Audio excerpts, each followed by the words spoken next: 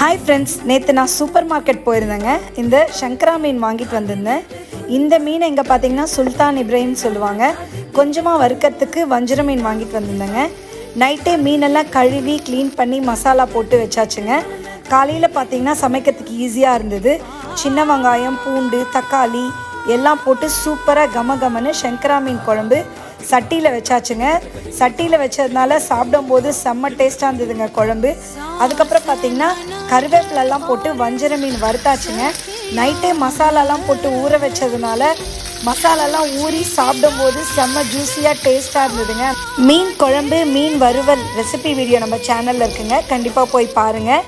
இன்றைக்கி நம்ம வீட்டில் லன்ச் என்னான்னு பார்த்திங்கன்னா சுட சுட வடித்த சோறு, அதுக்கப்புறம் கொஞ்சமாக வெள்ளரிக்காய் கேரட்டும் கட் பண்ணி வச்சுருக்கேன்.